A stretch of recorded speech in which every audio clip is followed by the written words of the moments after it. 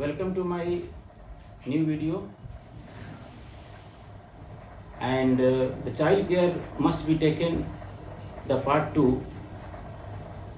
So I would say the parents some again important instructions. मैं parents से ये कहना चाहूँगा कि अभी आप जान रहे हैं कि स्कूल बंद चल रहे हैं और इस समय में बच्चों पर ध्यान देना बहुत आवश्यक है। बच्चों पर, छोटे बच्चों पर विशेष ध्यान दें। मैंने अपने पहले वीडियो में रीडिंग और राइटिंग की बात करी थी। आज मैं कह रहा हूँ बच्चों की जो मदर हैं, जो माताएं हैं, मैं उनसे रिक्वेस्ट करता हूँ कि बच्चों की पढ़ाई पर थोड़ा विशेष ध्यान दें और उन्हें श्रुति लेख यानी डिक्टेशन लिखवाएं।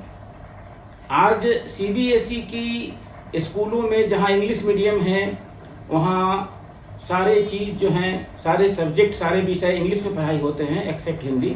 जिससे क्या होता है कि बच्चों का, छोटे बच्चों का खासकर हिंदी का जो सब्जेक्ट है वह कमज़ोर हो जाता है। बच्चे बहुत अशुद्धियाँ करते हैं। अब मैं आपको एग्जाम्पल देना चाहता हूँ कि बच्चे को ये नहीं मालूम है कि दंती स, मूर्धन्य स और तालव्य स का कहाँ पर सटीक उपयोग होता है। तो मैं ये कहना चाहता हूँ पेरेंट्स से कि आप बच्चों को श्रुति लेख डिक्टेशन लिखवाएं, जिससे बच्चों की अशुद्धियाँ कम होंगी, बच्चों का हिंदी लेखन पर पकड़ मजबूत होगा और हिंदी का जो वर्ड्स है बच्चे उसके बारे में जानेंगे कि यह वर्ड्स कैसे लिखा जाता है।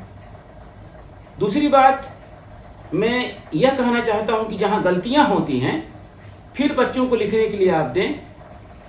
अगर मान लिया जाए कि बच्चे परीक्षा जो वर्ड है वो गलती लिखते हैं या राष्ट्रीयता गलती लिखते हैं, तो फिर पुनः उस बच्चों को फिर जो परीक्षा वर्ड है या राष्ट्रीयता है वह लिखने के लिए पुनः उन्हें कहें कि वह फिर इसको दोहराएं। जिससे क्या होगा कि बच्चों की अशुद्धियाँ कम होंगी।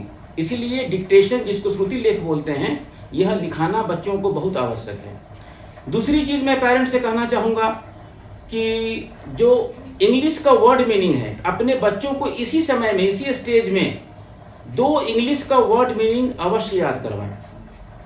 इससे क्या होगा कि बच्चों को अगर क्लास 1 में है तो 1 से लेकर 6 तक अगर 2-2 वर्ड आप याद करवाते हैं तो बच्चों का वोकैबुलरी भी मजबूत होगा और बच्चों का इंग्लिश पर भी पकड़ मजबूत होगा और बच्चे फराटेदार अंग्रेजी बोल सकते हैं।